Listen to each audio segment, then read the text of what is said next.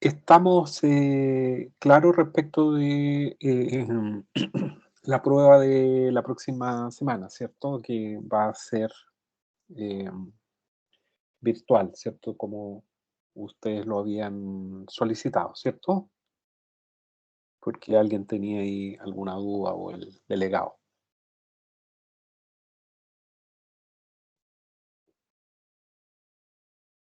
Estamos claros, profe. Ya, súper. Eh, También tengan en consideración, por favor, con tiempo, y como se los hizo ver la directora de la escuela, que eventualmente, si todo sigue mejorando, lo cual a esta altura del año parece que no va a ser tan así por las cifras de COVID que uno ve o escucha en las noticias, en la televisión o en la radio, que eventualmente las evaluaciones que restan del curso bien pudieran ser presenciales para que lo tomen en consideración, ¿ya? Así que vamos a comenzar la clase Profesor, de hoy. Señor, rep- buenas tardes. buenas ¿Con quién tardes, hablo? Benjamín Rivera. Hola, Benjamín. Dígame. Es que yo que también quería, o sea, más que nada preguntarle igual si a futuro se da todo igual respecto a la pandemia y se puede ir, si se harán clases híbridas al final. O No, sea, yo creo que no lo conversamos en realidad con la profesora Soledad, pero bueno, pudiera ser. En realidad porque igual no lo sería, o conversamos. sea, como tema, así como en parte de solicitud, sería mejor ese sentido de empezar con clases presenciales así híbrida y así tener después ya al cabo una prueba presencial también. Sí, como le digo, no lo conversamos, no lo debatimos porque la reunión que tuvimos fue esencialmente para em, resolver el tema de la solicitud de ustedes de la prueba. Así que eventualmente pudiera ser. Ahora, en el escenario que uno está escuchando allí de casos de COVID, yo creo que eh, bien pudiera no tener ni pruebas presenciales, ni clases presenciales, ni nada. Así que dejémoslo allí, eso en stand-by ahí a la espera de cómo viene la situación epidemiológica del país, qué es lo que está ocurriendo. Y obviamente nosotros les vamos a avisar allí con la debida Bueno, antelación profesor, de las clases o de las evaluaciones, ¿ya? Así que vamos a estar en contacto y ustedes nos mandan un correo allí y todo el tema, no hace una cosa de ya, mañana en la tarde, clase, prueba, etcétera, ¿ya? Bueno, comenzamos entonces la clase de hoy día, que son los equinodermos, que nos corresponde según Profesor, nuestro señor. ¿Con quién una hablo? consulta, Buenas tardes. disculpe, con Alfredo Rodríguez. Hola, Alfredo. Dígame. Al final en la prueba, ¿hasta qué clase entra? Hasta la clase del martes. ¿Miércoles Ya, sería? miércoles, perdón, tienes razón. Ya. La de moluscos anelio. Es La de de hoy día, platelminto, sé que no memoria no me falla. la de hoy Aquí lo día no tengo. entra. No, hoy no. No, esta no. La prueba 2 aquí la tengo anotada. Platelmintos, nemato, artropo, molusco y anelio. Ya, profe. Muchas gracias. Ya, por nada. Ya, muchachos, ahora sí. No hay más consultas, aclaraciones, opiniones, ¿no? Bueno. em, Este grupo probablemente ustedes o la gran mayoría de las personas también lo conoce, ya que se incluyen dentro de los equinodermos a los erizos y las estrellas de mar, y también los soles de mar, que son algo más desconocido. Es un grupo algo extraño en términos generales respecto de su fisiología y su morfología, y que tiene algunas características morfológicas y fisiológicas bien particulares que no se encuentran en otros grupos, y es relativamente un grupo interesante. ¿Cuál es la gracia, por llamarlo de alguna manera, de tratarlo en un curso de zoología y más en un curso de zoología para biotecnología? Que constituyen de alguna manera un eslabón, ¿cierto?, entre el paso de los organismos invertebrados a los cordados propiamente tal, que son considerados en términos generales como ciertos cordados y todo eso. Entonces, eh, este grupo es bien particular. Su nombre, ¿cierto?, hace referencia equinodermata a que su piel, ¿ya?, como la vemos aquí en esta fotografía, tiene espinas, ¿ya? Es una de las características que le da el nombre a esta agrupación, ¿ya? Y que en esta figura se ve bastante bien. Como objetivo siempre nos planteamos, ¿cierto?, reconocer las características generales desde el punto de vista morfológico y fisiológico de este grupo, como también conocer la diversidad de este grupo de una manera muy somera, comentando algunas especies, particularidades de algunas especies presentes en nuestro territorio. ¿Cuál es la importancia evolutiva de los equinodermata dentro del curso de zoología? Viene a ser la pregunta que nos planteamos hoy y que esperamos poder ahí responder al final de la clase. Aquí hay una figura que pone bastante, de manera muy clara, la evidencia y las relaciones que se establecen entre los grupos de equinodermos, ya que están aquí, con otros grupos de organismos deuterostomados y que de alguna manera también tienen, como vemos aquí, pero de manera lejana, relación con los organismos cordados. Así que claramente hay una relación, una importancia evolutiva de estos grupos, tomando en consideración las relaciones que se establecen con algunos grupos. Recuerden, no está de más decirlo, ¿cierto?, que este grupo, los equinodermos, constituye el primer grupo de organismos deuterostomados que nosotros vamos a analizar en el curso. Todo lo que hemos visto hasta ahora corresponde a este origen ontogenético de la boca de los organismos protostomados. En ellos, recuerden ustedes que la boca se forma primero en el desarrollo embrionario y secundariamente se forma el ano. Por el contrario, en estos organismos, los deuterostomados, que son más evolucionados, se forma primero el ano y secundariamente la boca. El producto final son organismos exactamente iguales en aquellos que son celomados, no hay diferencias, pero hay alguna diferencia allí en el desarrollo embrionario de estos organismos protostomados versus los deuterostomados. Así que vemos aquí que hay algunas relaciones, ¿cierto?, de los equinodermos con otros grupos de preferentemente hemicordados, que los vamos a ver muy a la pasadita, son grupos marinos, y algo más lejanas aún con los cordados, ¿cierto?, donde están los organismos vertebrados, donde se incluyen, por cierto, los mamíferos. Aquí está más o menos lo que estábamos comentando de una manera más resumida, de una manera más simple. Hemos ido caminando, avanzando por los distintos grupos, ¿cierto? Ya estamos bien arriba y comenzamos, como les comento, el estudio de los organismos deuterostomados. Como siempre, vemos algunas características del grupo que vamos a tratar, que en este caso es el de la simetría radial, específicamente en los adultos, y la presencia de un sistema ambulacral acuífero que lo vamos a estudiar allí en detalle. ¿Cuáles son las características más relevantes, más conspicuas de este grupo?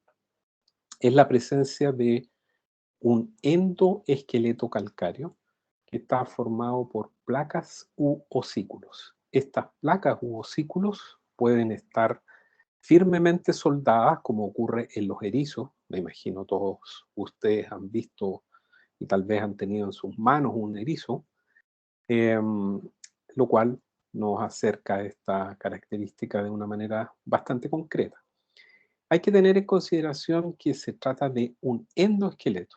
Pareciera ser que este esqueleto es externo y probablemente así lo hemos pensado siempre, pero no es un esqueleto externo, que es lo que significa un exoesqueleto, sino es un endoesqueleto. ¿Por qué? Porque este esqueleto tiene, por su parte externa, un delgado epitelio que lo recubre, razón por la cual inmediatamente pasa a ser un esqueleto interno. Y está formado por una serie de placas allí en número variable, que en el caso de los erizos de mar, ¿cierto? Estos equinodermos comestibles, está formado por placas que están estrechamente soldadas, dando este aspecto, ¿cierto?, ovoidal de los erizos. ¿Qué otra característica es propia de este grupo? La presencia de un sistema ambulacral acuífero, que lo vamos a ver en su conformación en detalle. Adelantar que este sistema ambulacral acuífero funciona en base a agua de mar que ingresa a este sistema a través de una placa genital modificada, y allí tiene como expresión la salida al exterior de los pies ambulacrales, que van a tener distintas funciones. Este sistema ambulacral acuífero, como vemos, tiene distintas funciones, importantes funciones sensoriales, respiratorias, de movimiento, de sensibilidad, entre otras. Otra característica es propia de los equinodermos, los pedicelarios. Esta estructura, los pedicelarios, son pequeñas estructuras que están diseminadas por la superficie del endoesqueleto calcáreo y que impiden que otros organismos utilicen a los equinodermos como un soporte para desarrollarse. Es decir, ningún otro organismo se puede posar una larva para desarrollarse y transformarse en un adulto sobre los equinodermos, básicamente por la presencia de estas estructuras que tienen en el extremo un pequeño par de mandíbulas, como un alicate, que limpian toda la superficie de cualquier organismo. ¿Qué otra característica? La presencia de branquias dérmicas y la presencia de simetría radial en adultos, con la particularidad que la simetría radial en los adultos es una adquisición secundaria, porque las larvas de estos organismos tienen una simetría bilateral, y la segunda es que esta simetría radial origina que varias partes del cuerpo de los equinodermos se encuentren en número de 5 o bien múltiplos de 5. A eso hace referencia esta quinta característica propia de los equinodermos, la simetría pentarradiada en los adultos. Vamos a ver que distintas partes del cuerpo están en número de 5 o múltiplos de 5, y me van a escuchar allí repetirlo varias veces. Los equinodermos es un grupo exclusivamente marino. No hay equinodermos en otros ecosistemas, agua dulce, y menos en ambientes terrestres.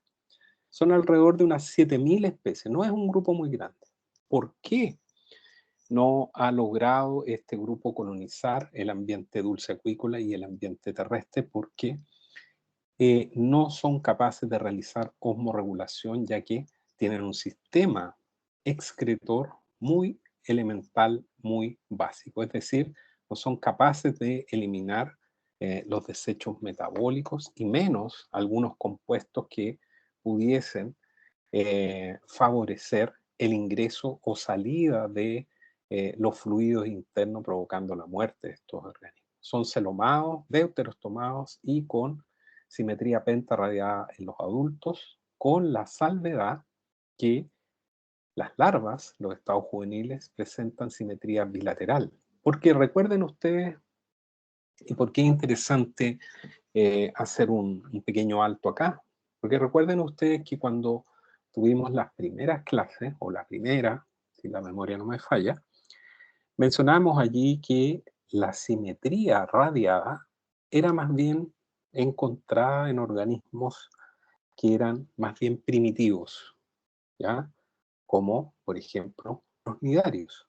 Y voy a permitirme retroceder un poquito a esta parte para que nos ubiquemos. Los cnidarios, por ejemplo, tienen una simetría radial, ¿ya?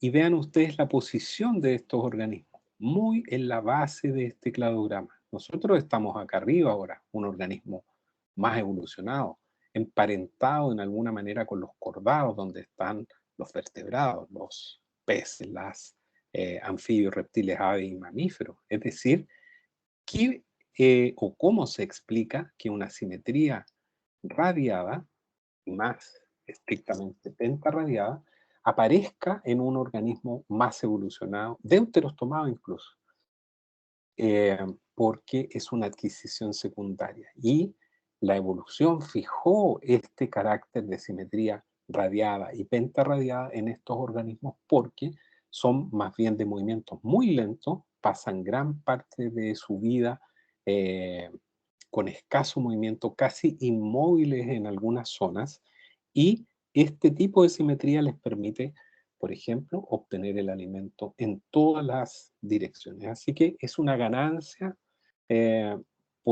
disponer de este tipo de simetría. Ya dijimos que el endoesqueleto es calcáreo, también le conoce con el nombre de dermatoesqueleto calcáreo. Y está formado por placas u osículos que pueden estar fusionadas, como en el caso de los erizos, o bien estar eh, bastante disgregada y ser de tamaño pequeño, como ocurre en los holoturoideos o pepinos de mar. Aquí en los equinodermos es el celoma el que se va a especializar y va a cumplir distintas funciones a través de lo que se denomina el sistema ambulacral acuífero. Este sistema, el sistema ambulacral acuífero, es exclusivo, como ya vimos, de los equinodermos. No se encuentra en ningún otro grupo animal. El sistema nervioso de estos organismos es bastante simple, pero eficiente, ¿ya?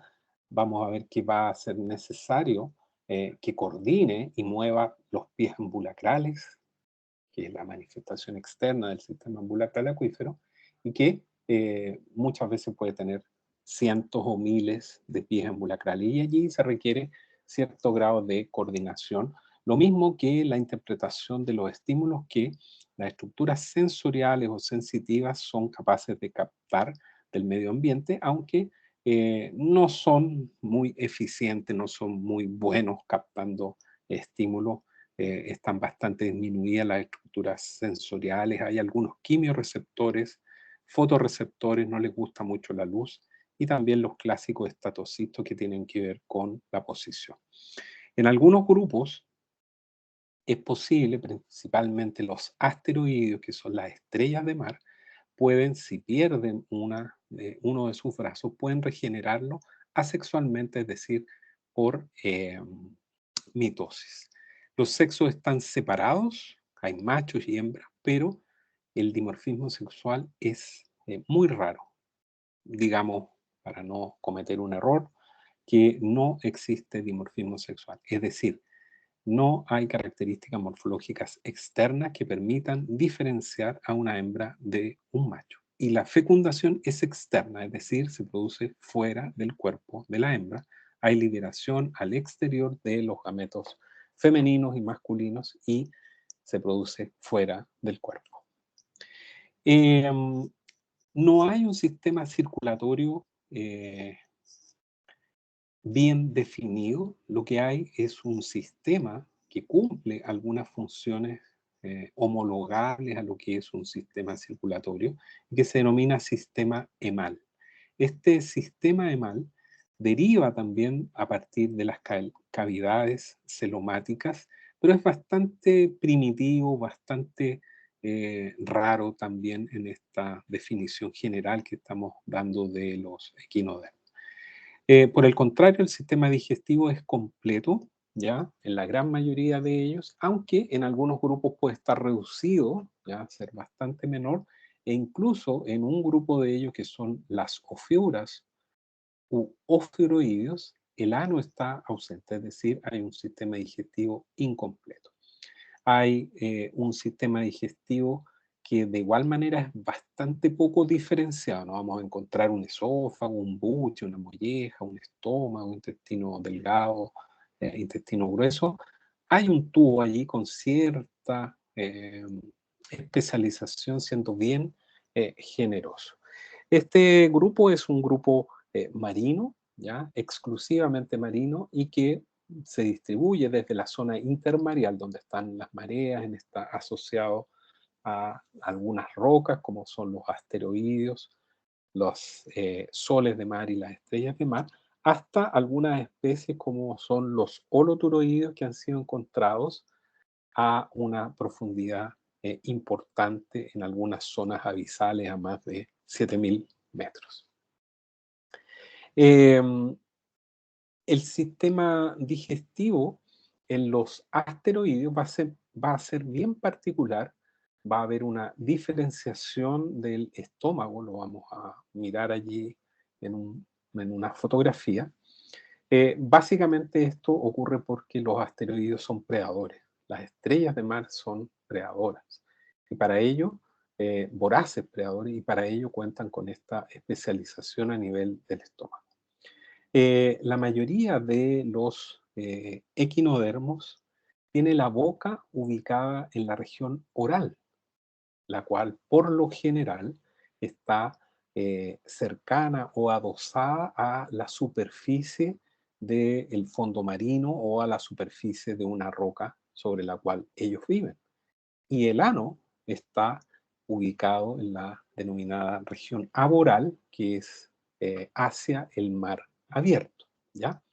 La respiración ocurre en la mayoría de los grupos gracias a la intervención del sistema ambulacral acuífero, pero también hay algunos grupos que tienen algunas otras estructuras que participan en el proceso respiratorio, como son las branquias dérmicas o pápulas, que no son otra cosa que vaginaciones de la cavidad celomática, o bien árboles respiratorios como encontramos en los holoturoides, los pepinos de mar, o bien las bursas respiratorias que aparecen en los ofiuroides. Pero en mayor medida la respiración se realiza, se lleva a cabo a través del sistema ambulacral acuífero.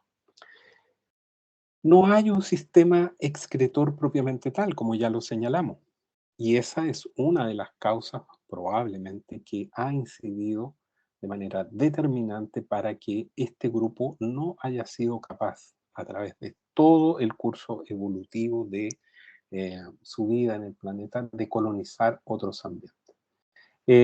La cavidad celomática es la que se encarga de capturar, de atrapar a través de un tipo de célula especializada que se denomina amebocitos, las partículas de desechos metabólicos y eliminarlos al exterior. Pero un sistema identificable, como vimos en los platelmintos, protonefridio, etcétera, etcétera, no existe como tal. Aquí hay un esquema respecto de un equinoideo, un erizo clásico, ¿cierto? Que probablemente ustedes lo han visto por allí, ¿cierto? Aquí está el endoesqueleto, ¿cierto? Con las características púas, ¿cierto? Que tienen cierto grado de movimiento porque están montadas sobre un pequeño tubérculo y hay músculos allí. La boca se ubica en la zona oral y está adosada por lo general al sustrato porque hay un grupo que no cumple con esta característica que estamos mencionando. Y el ano está en la parte aboral en el sentido totalmente contrario. Internamente vamos a ver allí una de las gónadas, que son cinco gónadas, recuerden, simetría penta. Penta significa 5, penta radiada en los adultos. Y las gónadas es una de las evidencias de esto. Está el sistema ambulacral acuífero aquí en esta color verde oscuro, que lo vamos a ver en detalle a continuación, y cuya manifestación externa es o son los pies ambulacrales, que son estas especies de patitas que están esquematizadas acá. En verde más claro, el sistema digestivo, el tubo digestivo, y como podemos apreciar aquí, no hay ninguna especialización, ya no hay a pesar que se denomina esta primera parte esófago, estómago, intestino, pero en la verdad, ¿cierto? Esto tiene un recorrido y especialización muy menor. Sin embargo, el tubo digestivo, el aparato digestivo, comienza así con una estructura en los equinoideos bastante especializada y rara, que es la linterna de Aristóteles. La linterna de Aristóteles es el aparato masticador de los erizos, que está conformada por 5 dientes, otra evidencia de la simetría pentarradial. Estos 5 dientes le permiten a los erizos raspar, por ejemplo, una roca y desprender desde allí las algas de las cuales ellos se alimentan. Veamos, hemos mencionado varias veces al sistema ambulacral acuífero, ¿cierto? Que no es otra cosa que una especialización del celoma. Es el celoma, la cavidad interna del cuerpo, es el celoma, que se especializa y va a cumplir distintas funciones como están indicadas allí. Gracias a este sistema, los equinodermos se pueden mover, se pueden alimentar, pueden percibir algunos estímulos externos y también se eliminan a través de los pies ambulacrales y otras áreas los desechos metabólicos. Este sistema no es otra cosa que una serie de canales cerrados, ¿ya? Y vesículas que van a funcionar básicamente con agua de mar, que ingresa a este sistema de canales, de pequeños canalículos, a través de una placa genital modificada. ¿Cómo se llama esa placa genital modificada?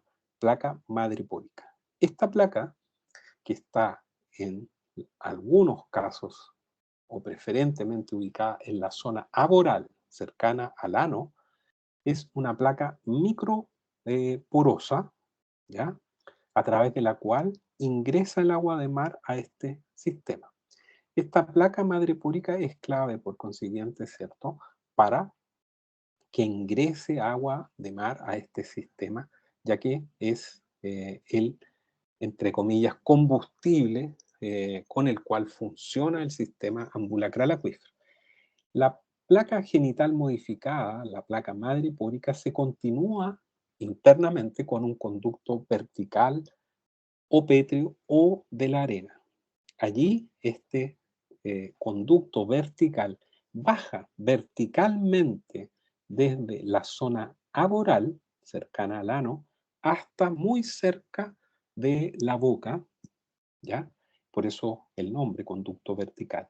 Y allí va a unirse en una tercera parte de este sistema ambulacral acuífero con un conducto que se denomina conducto anular o circular, que rodea el esófago.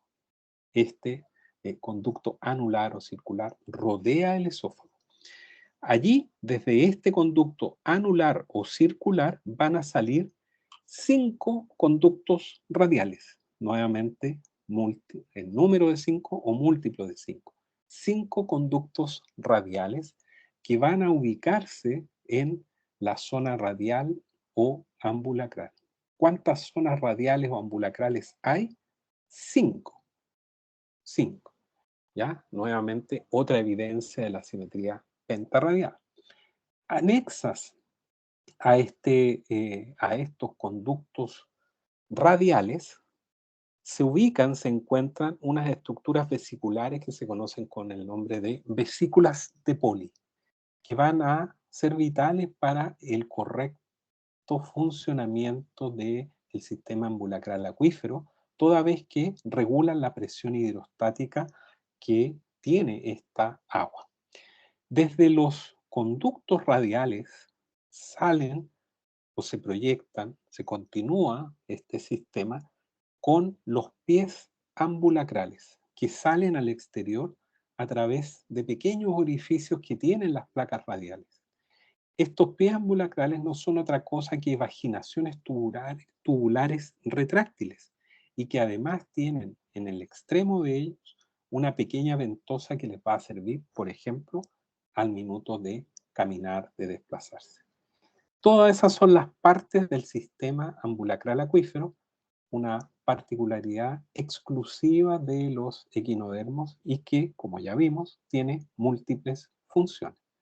Veámoslo aquí en un esquemita muy simple, pero que permite o nos permite volver a comentar las partes en las cuales se divide o las partes que conforman este sistema ambulacral acuífero. Todo se inicia en una placa genital modificada que recibe el nombre de placa madrepórica. Esta placa madrepórica es fenestrada, es decir, tiene pequeños orificios, lo vamos a ver en una fotografía, que permiten que el agua de mar ingrese hasta ella.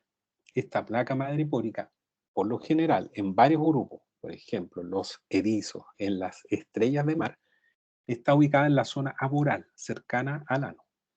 Una vez que ingresa el agua a través de la placa madrepórica, el agua baja, recorre a través del conducto vertical, conducto de la arena o conducto pétreo. Tiene esos tres nombres este pequeño conducto.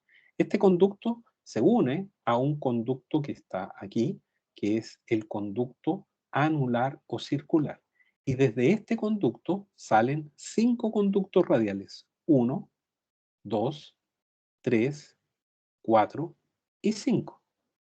Y desde este conducto radial de cada uno de los 5 salen los pies ambulacrales. ¿Ya? No están esquematizadas acá las vesículas de Poli que se ubican más o menos en este mismo sector y que regulan la presión. Estas son las partes que conforman el sistema ambulacral acuífero. ¿Ya? Veamos un monito ahora con este sistema ambulacral acuífero que no lo habíamos visto anteriormente de manera muy somera, pero ahora ya sabemos las partes que lo conforman. Aquí está la placa madrepórica, allá arriba, ya cerca del ano. Y aquí viene este conducto vertical, conducto pétreo, conducto de la arena o hidróforo también, como un cuarto nombre. Este conducto baja verticalmente desde la zona aboral a muy cerca de la zona oral donde está la boca. Y allí viene a unirse al conducto anular o circular. Y desde allí salen estos 5 conductos radiales que se ubican en la zona radial o ambulacral y por allí salen al exterior los pies ambulacrales.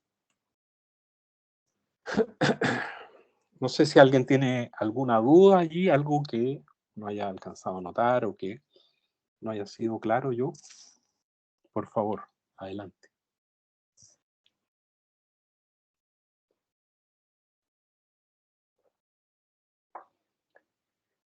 Bueno, seguimos. Aquí hay una fotografía electrónica de una placa, de la placa madrepórica, que, como les dije yo, es una placa fenestrada, vean ustedes, está llena de microporos que van a permitir la entrada, el ingreso de agua de mar a este sistema. ¿Por qué sabemos que es una placa genital? Porque cada una de las 5 placas genitales, otra vez 5 placas genitales, tiene un orificio, que es un poro genital a través de la cual salen al exterior los gametos. Recuerden que también hay 5 branquias. Cada una, veamos en esta fotografía que está un poquito más clara aquí para ver el conjunto de las placas genitales. Cada una de las placas tiene, de las placas genitales, perdón, tiene un poro genital, un gonoporo. Allí hay una placa genital, 1, 2, 3, 4 y 5. Y fíjense que la más grande es esta placa genital, la placa madrepórica, el punto de inicio del sistema ambulacral acuífero. ¿Ya? Esta placa genital, la placa madrepórica y todas las placas genitales se ubican en relación a la zona interambulacral. Esta zona que está aquí se denomina zona interambulacral. Fíjense que está al lado de la zona ambulacral, que tiene, como alcanzamos a ver allí, orificios a través de los cuales salen al exterior los pies ambulacrales. Por consiguiente, esta zona interambulacral o interradial lleva internamente las gónadas. Aquí se ubican las gónadas, que también tiene cierta lógica, porque aquí está el poro genital, ¿cierto? Las gónadas liberan sus gametos masculinos o femeninos al exterior a través de este poro genital. Veámoslo acá lo mismo. Aquí está una placa genital, otra, otra, otra y otra. Y esta zona es la zona interambulacral o interradial. Y fíjense que aquí está la zona radial o ambulacral a través de la cual salen al exterior los pies ambulacrales. Esta zona ambulacral está en relación con una placa que se llama placa ocelar, donde hay ciertas estructuras sensoriales aquí. ¿Cuántas placas son? 5. 1, 2, 3, 4 y 5. Otra evidencia de la simetría pentarradiada de los equinodermos. Aquí una estrella de mar y allí está marcada la placa madrepórica, que también es aboral. Allí hay una fotografía un poquito más cercana, ¿cierto?, a esta placa genital. Estos son los pies ambulacrales, ¿ya? Son fotografías de los brazos de un asteroide, de una estrella de mar, y vean ustedes que estas especies de tubitos, ¿cierto?, con una ventosa en el exterior, son los famosos, ya a esta altura, pies ambulacrales. Estos pies ambulacrales le permiten desplazarse a las estrellas de mar, sostener algún sustrato, ¿cierto? Vean ustedes que allí están siendo estirados estos, algunos bastante, para detectar algunos estímulos, ¿cierto? E incluso los vamos a ver un poco más adelante que son utilizados para abrir las valvas de los moluscos de los cuales ellos se alimentan. Aquí tenemos una fotografía algo más cercana de estos pies ambulacrales. Vean que la cubierta externa de ellos es casi transparente, por no decir derechamente transparente. Y vean que el extremo es una estructura como una ventosa que les va a servir y les va a prestar mucha utilidad a estos organismos. Ya el sistema EMAL, ya mencionamos que va a cumplir algún grado de distribución de algunos nutrientes. No hay un sistema propiamente tal circulatorio, ¿ya? Pero hay algunos elementos que permiten sostener que este sistema EMAL, ¿cierto?, tiene alguna participación en la distribución de algunos nutrientes que han sido absorbidos producto de la digestión de algunos elementos. También circulan a través de este sistema EMAL algunas hormonas y un tipo de célula especializada que se denomina celomocito, que transporta algunos desechos. El sistema nervioso, uno pudiese claramente pensar que se trata de un sistema nervioso bastante reducido. Probablemente todos hemos visto, como ya les he comentado, a estos organismos que son de movimientos más o menos lentos, que parecen no tener ninguna sensibilidad o percepción respecto del medio ambiente, pero de igual manera tienen un sistema nervioso, y es más, tiene un sistema nervioso diferenciado en un sistema nervioso superficial, subepitelial, que va a tener una función motora y sensitiva, ¿ya? Este sistema se va a complementar con un sistema nervioso profundo, desde donde van a salir algunos nervios radiales que van a coordinar a los pies ambulacrales, toda vez que este sistema nervioso profundo tiene estrictamente una función motora, ¿ya? Se requiere una coordinación de los pies ambulacrales porque obviamente son un número alto de ellos y se requiere moverse coordinadamente hacia un lugar en particular. Hay algunas células sensoriales que tienen que ver con la detección de algunos estímulos táctiles u olfatorios y que se localizan preferentemente a nivel de los pies ambulacrales. Están también los esferidios, que son detección de la posición de estos organismos, y fotorreceptores. No les gusta mucho la luz directa, la cual la rehuyen preferentemente. La reproducción en estos organismos es fecundación externa, ¿cierto? Pero es probable encontrar, preferentemente en los asteroides y también en otro grupo que son más desconocidos como los crinoideos, reproducción asexual por escisión. Se parte, se quiebra uno de los brazos y esa parte que se ha perdido puede regenerarse asexualmente mediante esta modalidad de mitosis, ¿cierto? Y de reproducción asexual. Hay reproducción sexual, ¿sí? Hay producción de gametos femeninos y masculinos, los cuales son liberados al exterior a través de los poros genitales de las placas genitales, y la fecundación se produce fuera del cuerpo de la hembra.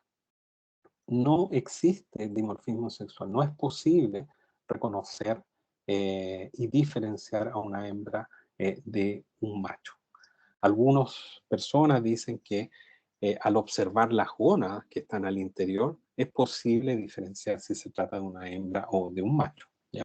Pero eso ya cae casi cerca de la mitología o de un mito urbano. El ciclo biológico es indirecto porque una vez que el espermatozoide fecunda el óvulo, se forma una larva. Todos los grupos de equinodermos forman una larva inicial que es común a los grupos que se llama larva dipleurula. Todas las clases de moluscos, holoturoideos, equinoideos, ofiuroideos, asteroideos y crinoideos forman inicialmente una larva común a todos ellos, que es la larva dipleurula. Después, esta larva sigue su desarrollo y se va transformando y modificando dependiendo del grupo a la cual ella pertenece. Esta larva, la larva inicial, la larva dipleurula, o bien una larva más especializada dependiendo del grupo de equinodermo, tiene simetría bilateral. Tiene simetría bilateral. Es el adulto, recuerden, el que tiene simetría radial y más específicamente una simetría pentaradial. Cada estado larvario, después del estado común de la dipleurula, va a modificar y va a ir adquiriendo características propias de cada uno de las clases a la cual ella pertenece. Por ejemplo, en los holoturoideos, los pepinos de mar, la larva siguiente a la dipleurula se llama auricularia. En los equinoideos, los erizos, la larva se llama equinopluteus. En los ofiuroideos o ofiuras se llama ofiopluteus. En los asteroideos encontramos dos tipos de larva, brachiolaria y bipinaria. Y finalmente en los crinoideos, la larva posterior a la dipleurula recibe el nombre de dololaria.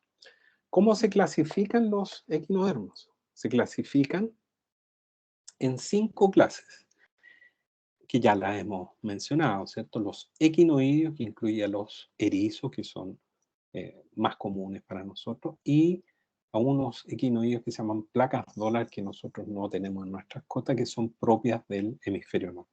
Las ofiuras en la clase de los ofiuroideos. Las estrellas y soles de mar en la clase de los asteroideos, los pepinos de mar en la clase de los holoturoideos y finalmente los lirios de mar, porque más parece una planta, una alga, se incluyen en la clase de los crinoideos. Vamos a ir mirando cada una de estas clases para ir avanzando. Vamos a partir con la de los equinoideos, que incluye a los erizos. Estos organismos tienen el cuerpo globoso o discoidal y está caracterizado su endoesqueleto por que está conformado por una serie de placas rígidas que están soldadas. Sobre este endoesqueleto se alojan, se insertan en un pequeño tubérculo púas que son móviles. Tienen como característica la presencia de un sistema masticador que se conoce con el nombre de linterna de Aristóteles. Esta linterna de Aristóteles, como la mencionamos muy al paso, está conformada por 5 dientes, ¿cierto? 5 dientes que son una evidencia más de esta simetría pentarradiada. La gran mayoría de los erizos son herbívoros, se alimentan de algas, pero hay algunas especies particulares que son carnívoras, se alimentan de estos poríferos, de las esponjas, pequeños anélidos e incluso pequeños estadios iniciales de peces. Los equinoideos no es un grupo muy grande, son alrededor de unas 1000 a 950 especies, 15 especies fósiles, ¿ya? Tenemos entre fósiles y vivientes, tenemos en nuestro país una fauna de equinoideos muy pequeñita. Tenemos 2 especies que son las más comunes, ¿cierto? El erizo comestible, que se llama Loxichinus albus, y otra especie que se llama erizo negro, que es el Tetrapibus niger. Ambas especies no son endémicas de nuestro país, se distribuyen desde la zona de Perú hasta el estrecho de Magallanes. Ellos respiran los equinoideos a través de los pies ambulacrales, pero también tienen unas estructuras dérmicas que están asociadas a la zona oral, es decir, cercana a la boca. Y la región aboral lleva el ano y la placa madrepórica. Esta placa madrepórica, recuerden, es el punto de inicio, el punto de partida al sistema ambulacral acuífero. No sé si alguien ha comido por allí erizos alguna vez. ¿A alguien le gustan? ¿Los ha visto por allí? ¿Sus papás, sus tíos, sus familias o ustedes mismos? ¿O no? ¿O no hay gente que le guste los erizos? A mí no me gustan, por eso me parece algo medio raro. No, profe, nunca ¿No? he comido esas cosas. Pero alguien ha comido, ¿no? Son pocos los que les gustan en realidad. ¿Qué es lo que se come de los erizos? Son las gónadas, ¿ya? Las gónadas estas amarillas que incluso yo he visto por ahí o leído, ya no me acuerdo, se preparan incluso con leche y se hace como un batido, ¿ya? No sé, en gusto ustedes saben que no hay nada escrito, ¿ya? Estos equinoideos no son de gustos muy generalizados, ¿cierto?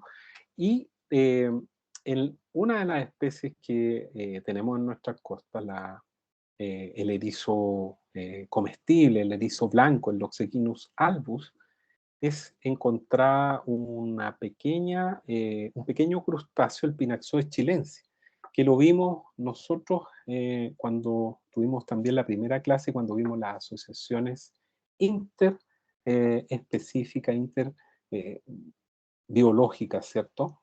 Que era un pequeño crustáceo que ingresa a través del ano de este erizo y allí se protege, se alimenta y va pasando los distintos estados de su metamorfosis hasta llegar a terminar su metamorfosis y allí queda atrapado al interior de este erizo, ¿cierto? Es un comensal de este organismo, no causándole un perjuicio, no causándole un daño, ¿cierto? Pero allí no puede seguir adelante, no puede salir por el tamaño que alcanza este eh, pequeño crustáceo, el Pinaxodes chilensis, que las personas que les gustan los erizos también se lo comen, porque el exoesqueleto de este Pinaxodes es bastante blandito, bastante fácil de digerir para las personas.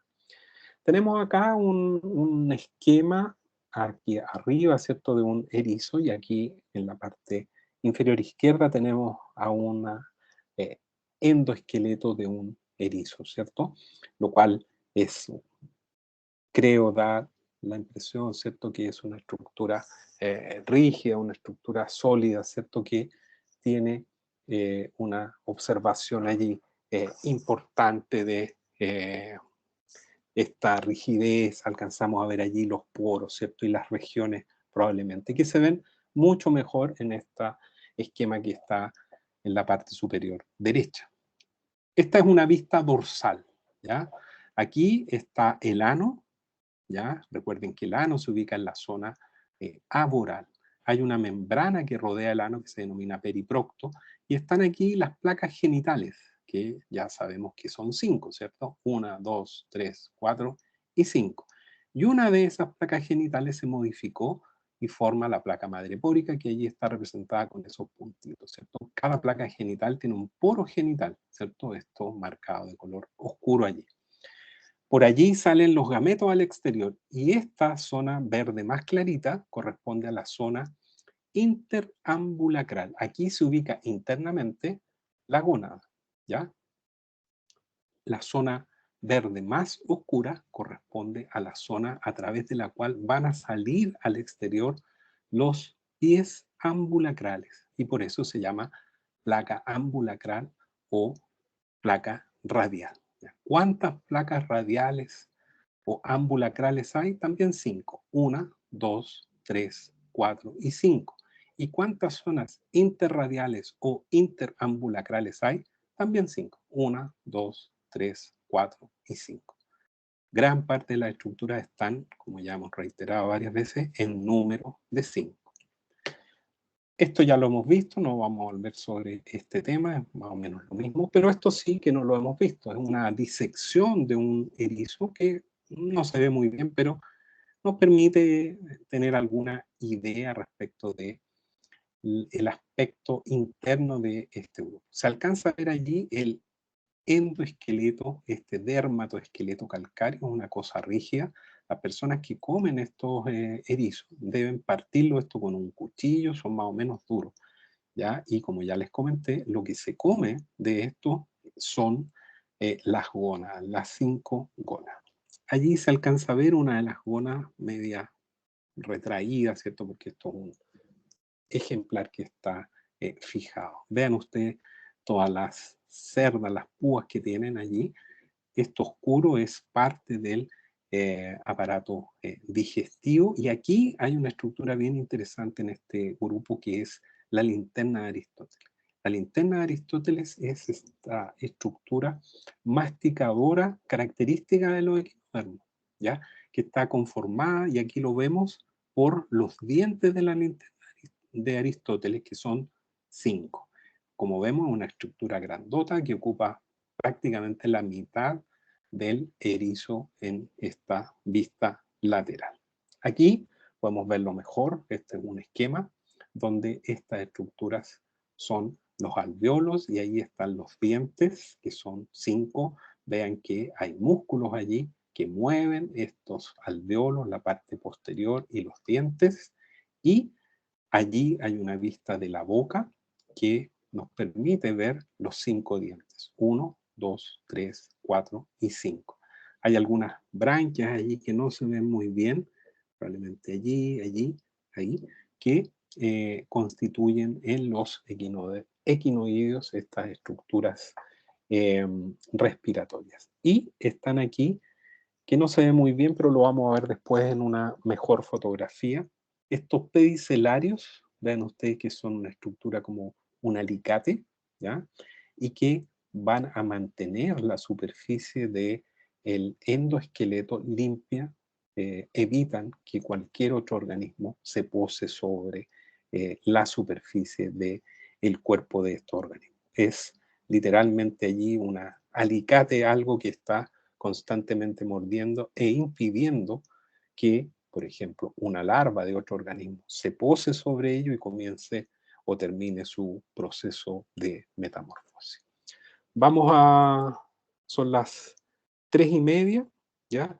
Nos juntamos aquí en 10 minutos más y seguimos con los grupos que nos quedan, que no son muchos. Esta clase no es muy larga. ¿Ya? Nos vemos en un ratito más. Gracias.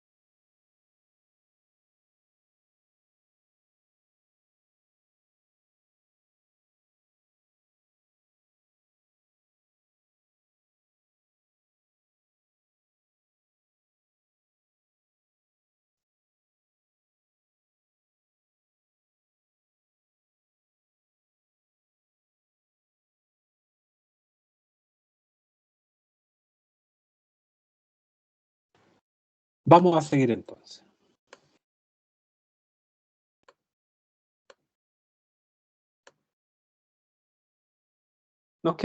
Ahora nos quedamos acá al minuto de conversar un poquito de los ofiuroideos, que probablemente son algo más desconocidos para ustedes o para la gran mayoría de las personas. Se conocen como estrellas quebradizas, ¿ya? Tienen su cuerpo conformado por un disco central muy característico desde donde salen brazos que son bastante largos, cilíndricos, delgados y que son bastante distintos a los que o con los cuales cuentan los asteroides, ¿cierto? Que son las estrellas de mar. Al interior de este disco central se van a encontrar, se van a ubicar todos los órganos internos. El sistema digestivo en los ofiuroideos es incompleto. No hay un ano y la placa madre pórica no se ubica en ellos en la región aboral cercana al ano como en los asteroideos y en los equinoideos, sino que se encuentra en la región oral.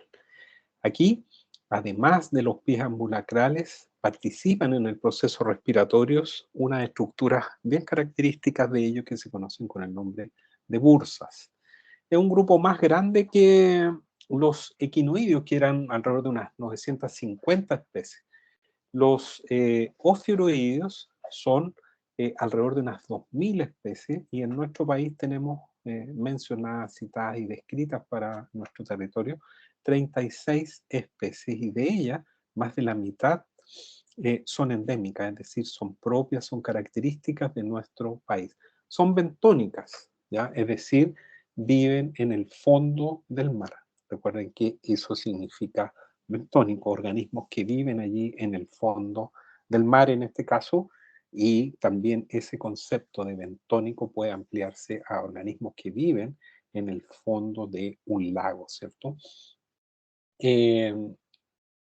Aprovechando la longitud y extensión que tienen sus brazos, son capaces de enroscarse en las algas, en otros organismos que son sésiles, para no ser arrastrados muchas veces o incomodados por ejemplo, las corrientes marinas. En nuestro país tenemos dos especies que son más conocidas, más ampliamente distribuidas, que es el Ophiactis cruyeri y el Ophiactis speculata. Aquí tenemos una fotografía de este ofiuroideo, ¿cierto? Donde podemos ver claramente el disco central, donde se ubican los órganos internos y los brazos, que son cilíndricos o redondeados, mucho más largos, ¿cierto? Que los que tienen un asteroide. Muchas veces para desplazarse estos organismos articulan, mueven allí, vean cómo está doblado allí el brazo para desplazarse, ayudado también por los pies ambulacrales y los movimientos de estos brazos. Vamos al tercer grupo de equinoideos, que incluyen los organismos denominados como asteroideos, donde aquí se encuentran las estrellas y soles de mar. Es un grupo también más grande que los equinoideos, pero algo menor en cuanto al número de especies que los ofiuroideos, reuniendo alrededor de unas 1500 especies en todo el planeta. Su cuerpo es típicamente estrellado con 5 brazos, aunque en el caso de los soles de mar, el número puede llegar hasta 45, siempre también un múltiplo de 5, ¿cierto? La placa madre pórica nuevamente toma su posición aboral cercana al ano y también, al igual que en los equinoideos, en este grupo encontramos pedicelarios, estas estructuras que impiden que cualquier otro organismo se deposite sobre o viva sobre el endoesqueleto. Aquí en esta fotografía podemos ver mucho mejor los pedicelarios, estas estructuras que tienen como un alicate en el extremo, y vean la cantidad aquí en los asteroides, muy abundante, lo cual hace prácticamente imposible que una larva de un crustáceo, por ejemplo, utilice a una estrella de mar como una superficie segura, ¿cierto? O un medio de transporte para moverse sobre el fondo marino. Así que estos pedicelarios, muy característicos, ¿cierto? Son capaces de mover allí cualquier estructura y literalmente partirla en dos con estas pequeñas mandíbulas allí en forma de alicate con las cuales están conformados. Los asteroides son depredadores, carnívoros y voraces depredadores. En muchas áreas donde se cultivan moluscos, preferentemente moluscos bivalvos, las especies de asteroides son consideradas como plaga, ¿ya? Uno pudiese pensar, pero ¿cómo un organismo tan lento, de movimientos tan lentos, tan, entre comillas, inofensivo, va a actuar como un predador y ser considerado como una plaga? Pues bien, la realidad es así, son organismos muy voraces.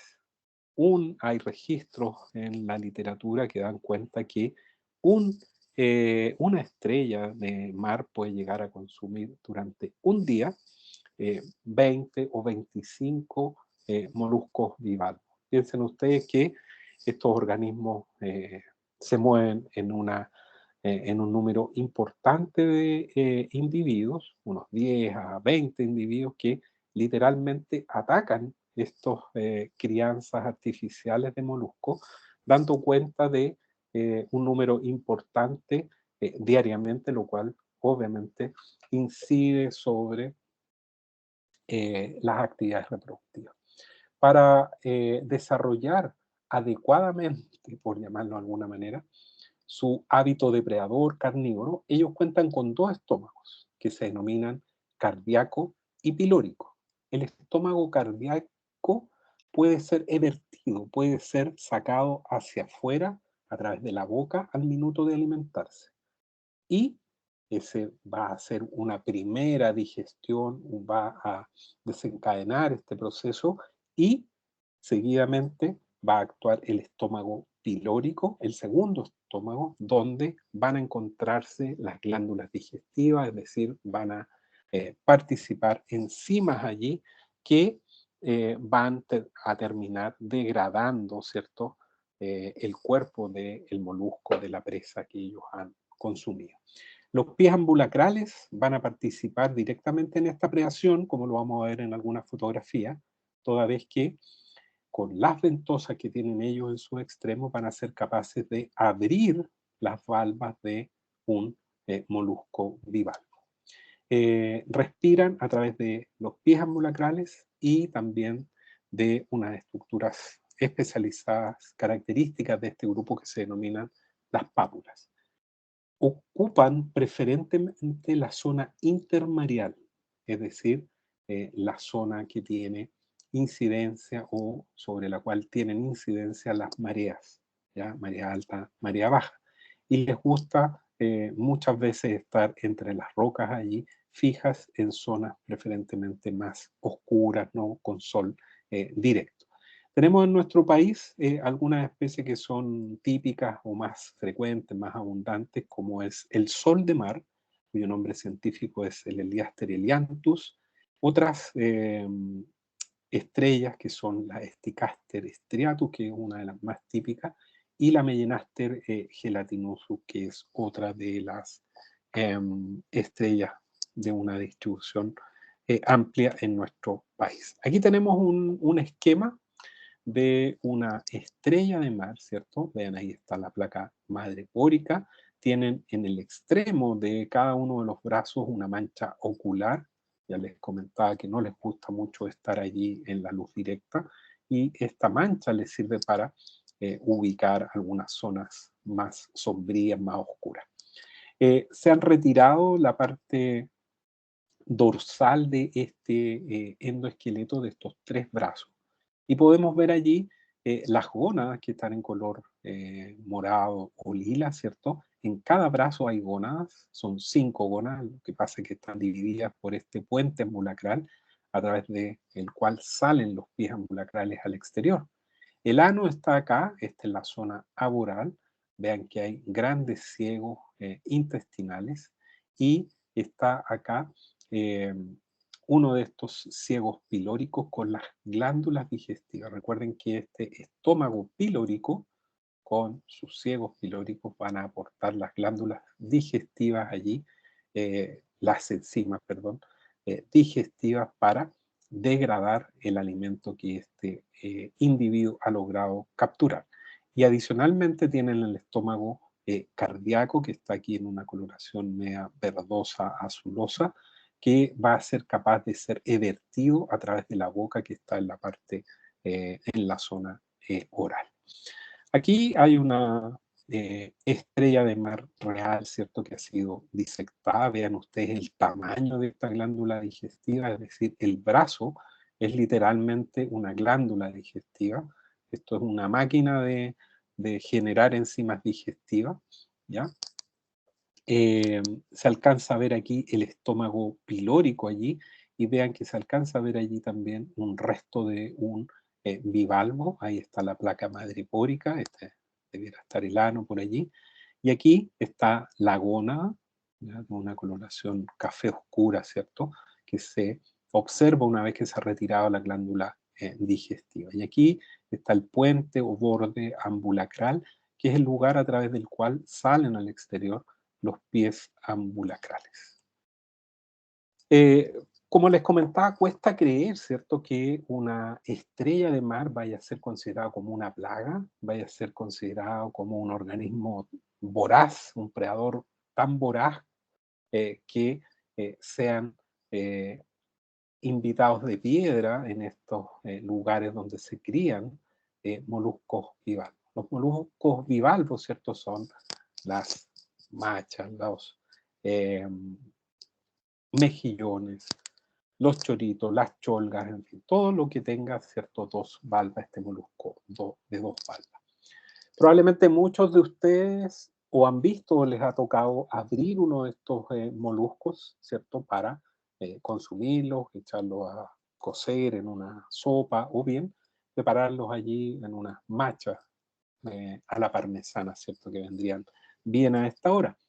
Y probablemente sabemos, ¿cierto?, y me incluyo, lo complejo, lo difícil que es en un organismo que está vivo separar, abrir las valvas. Y eso básicamente, ¿por qué? Porque recuerden ustedes que tienen un par de músculos aductores muy gruesos y cortos que son muy poderosos y cuesta abrir las valvas.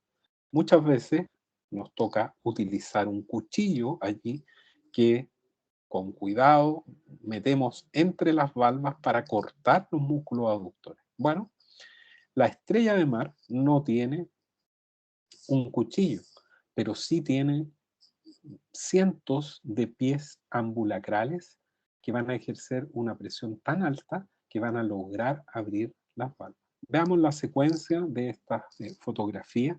Vean ustedes que en esta primera parte los pies ambulacrales han detectado, ¿cierto?, a este organismo a través de los desechos que está eliminando al exterior. Recuerden que algún grado de sensibilidad tienen estos pies ambulacrales y comienza el individuo a desplazarse progresivamente.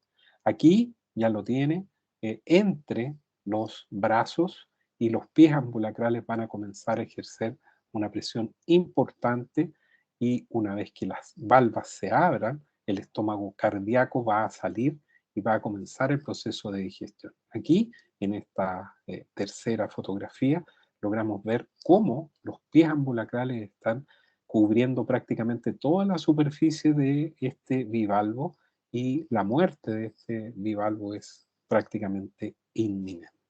Aquí vemos una estrella de mar que ha sido sacada desde el fondo por pescadores. Vean cómo está ahí embutida, ¿cierto?, en la boca, y las valvas aquí de este bivalvo están ligeramente abiertas y está o estaba siendo consumido por esta gran estrella de mar.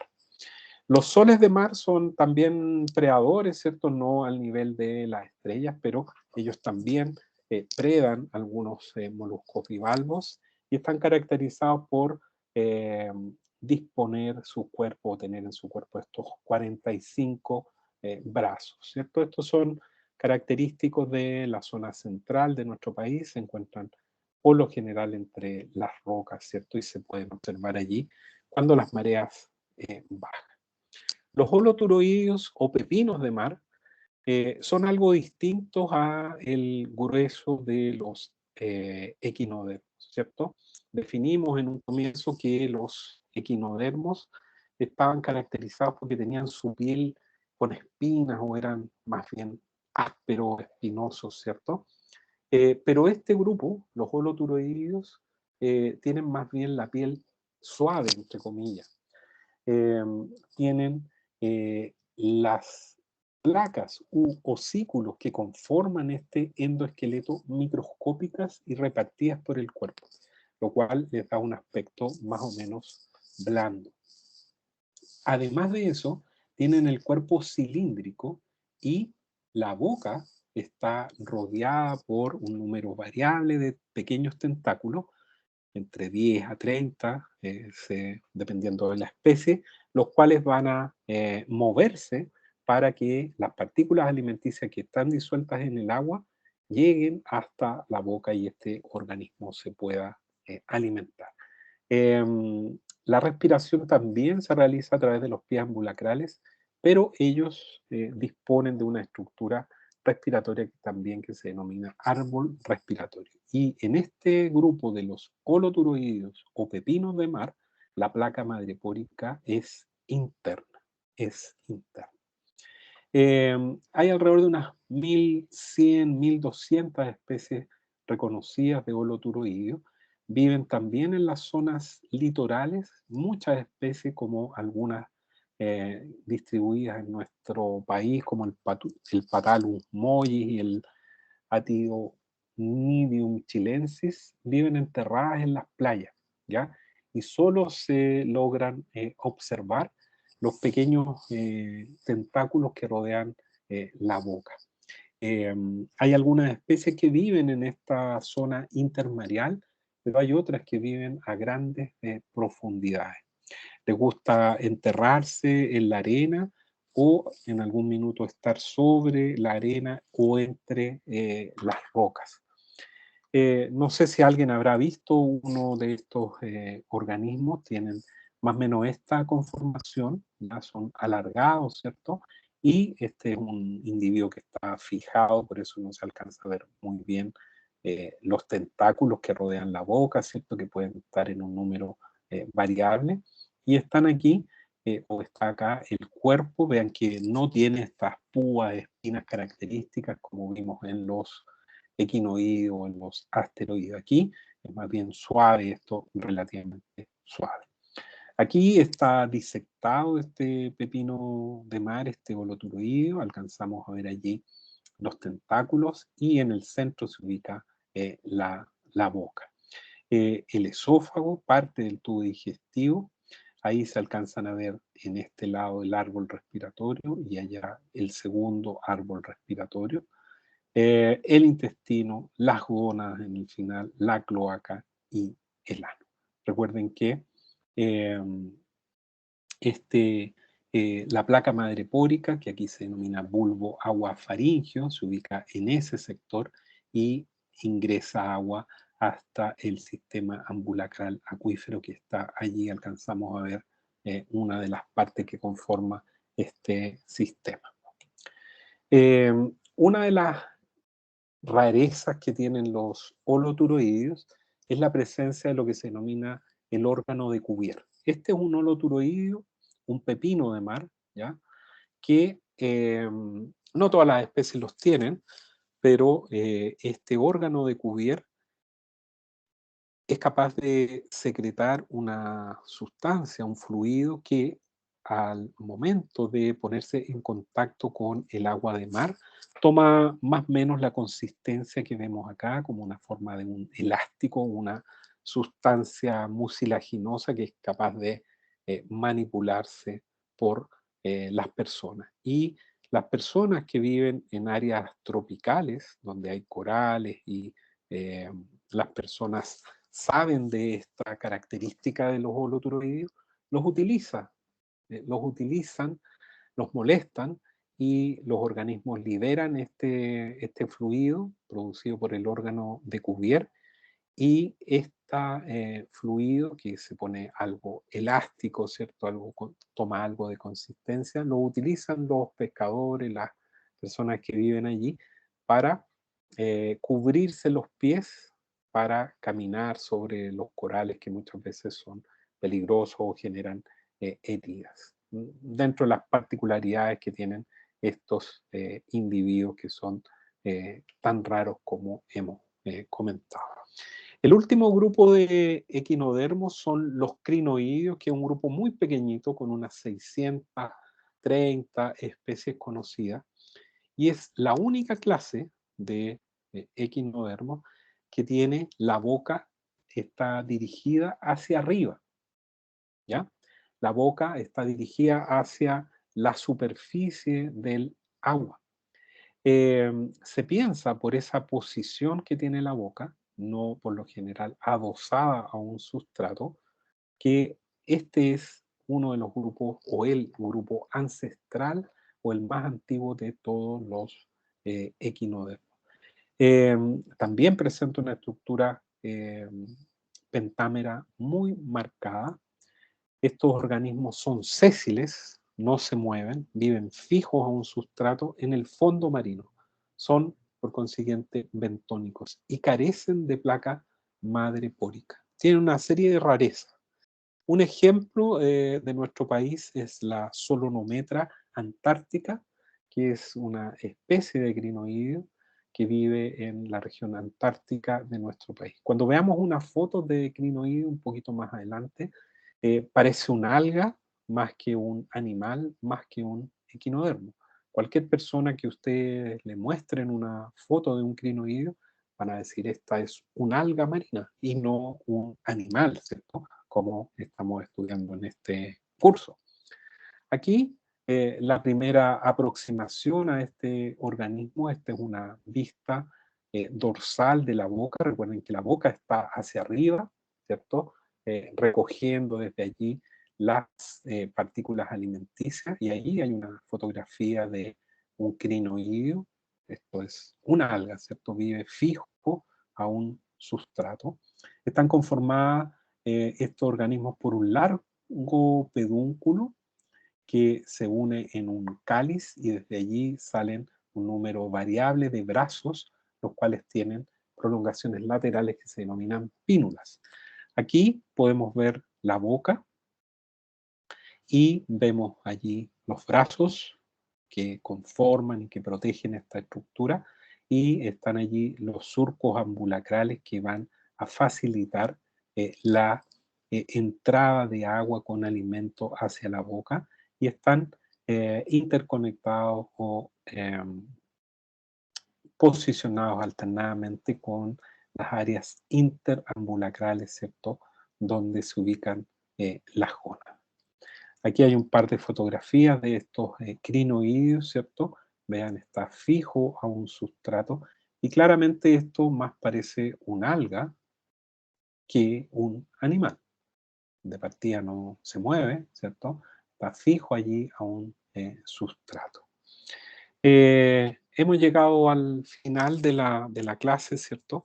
Y teníamos una pregunta allí que nos cuestionaba cuál era la importancia evolutiva de este grupo dentro de nuestro curso. Claramente, la importancia que constituye el primer grupo de animales deuterostomados que estudiamos. Es decir, es un punto de partida de esta condición en el cual el origen ontogenético de la boca es secundario, porque inicialmente se forma el ano y secundariamente se forma la boca, ¿cierto? Constituye también un grupo que, según algunas hipótesis, constituiría una especie de ancestro de los cordados, una situación que vamos a estudiar un poco más adelante. Hemos seguido completando nuestro esquema, nuestro cuadrito, ¿cierto? Y ahora ya estamos aquí con los equinodermos y nos van a quedar todo el grupo de los cordados, ¿cierto? En términos generales. Recordemos que la próxima semana, el próximo miércoles, ¿cierto? Tenemos la clase. A la semana siguiente hay una pausa académica, ¿cierto? Y nos volvemos a encontrar por allí por el 9, si la memoria no me falla, de noviembre para hablar allí de cordados y peces, entre comillas, porque vamos a incluir allí grupos que no son en estricto rigor. Así que seguimos avanzando, ¿cierto? Y nos acercamos a pasos agigantados allí al final de el curso. No se olvide de dar una miradita a los organismos deuterostomados, ¿cierto? ¿Qué significa esto? A la organización de este grupo, ¿cierto? Que cómo están estructurados, son bastante raros, ¿cierto?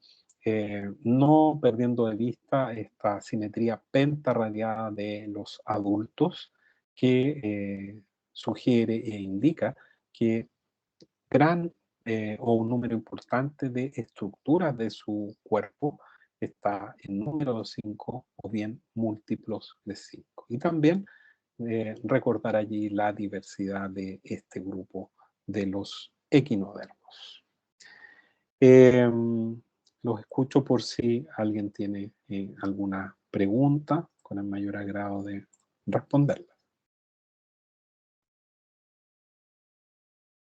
Recordar entonces que el próximo miércoles la prueba es online, ¿cierto? Y la materia que ingresa es desde los platelmintos hasta la clase de moluscos y anélidos que tuvimos el miércoles recién pasado.